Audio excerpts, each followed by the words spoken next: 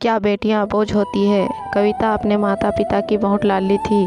3 बड़े भाइयों की बहन थी। कोई भी चीज़ मांगने पर उसी वक्त सामने हाजिर हो जाती। पूरे घर में रौब था उसका।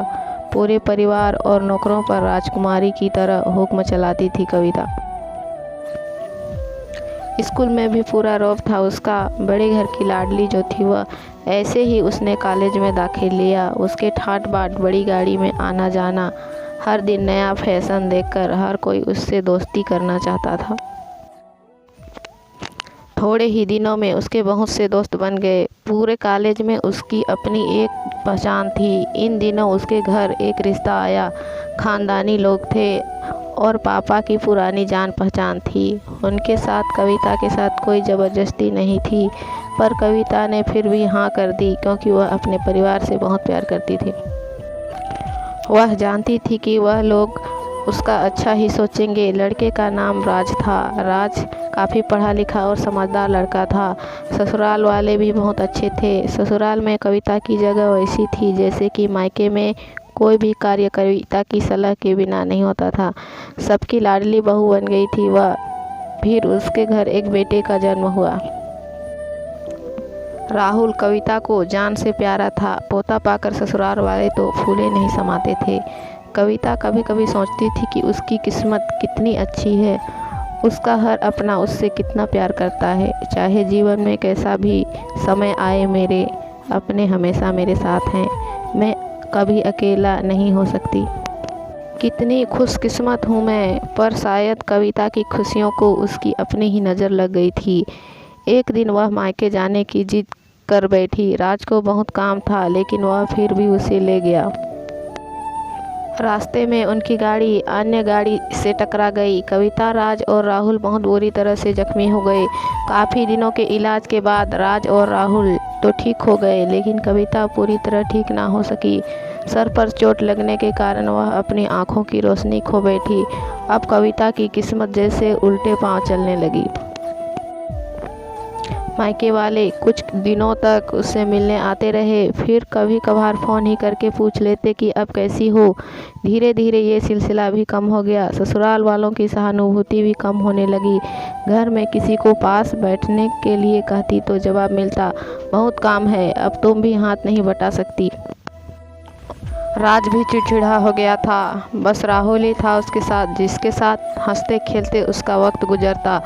एक दिन कविता के हाथ से कुछ सामान गिर गया, जिसकी वजह से राहुल को हल्की सी चोट लग गई। कविता के सास ससुर ने राहुल को उससे अलग कर दिया कि वह कहीं उसके ना देखने की वजह से बच्चे का कोई नुकसान ना हो जाए। कविता अंदर से टूट चुकी थी। एक दिन उसने सबके सामने मायके जाने की इच्छा रखी तो राज उसे तुरंत मायके छोड़ आया, जैसे कि वह भी यही चाहता था। लेकिन राहुल को उसके साथ नहीं भेजा गया।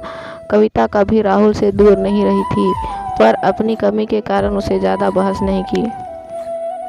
कविता को लगा कि वह 3-4 दिन वहाँ रहेगी तो थोड़ा हवा पानी बदल जाएगा, क्योंकि वहाँ कितने दिनों से कहीं भी बाहर नहीं गई थी। घर वाले भी इतने दिनों बाद उसे देखकर कितने खुश होंगे। कविता के घर पहुँचने पर सब लोग बहुत खुश हुए। खाने में सब कुछ कविता की पसंद का ही बना था। उसने अपने मम्मी पापा और भाई भाभीयों से दिल खोल कर बातें की। उनके छोटे छोटे बच्चे भी बुआ के साथ घुल मिल गए थे। रात को सोने के वक्त जब वह कपड़े बदलने लगी तो उसे पता चला कि उसका बैग तो बहुत भरा हुआ था। वह सब समझ गई। वह बहुत उदास हो गई। कुछ दिनों तक तो सब ठीक रहा, फिर जैसे सब बदलने लगा। सबका व्यवहार बदल रहा था। वह लोग जैसे थूक चुके थे। उससे सब लोग घुमा फिरा कर पूछने लगे कि राज कब आ रहा है उसे ले जाने। वह बहाना बना देती, जबकि वह जानती थी कि उस घर में अब उसके लिए कोई जगह नहीं। कविता से चलते वक्त कुछ न कुछ नुकसान हो जाता। थोड़ी बहुत टोका टाकी उससे सुनाई देता, वह टाल देती।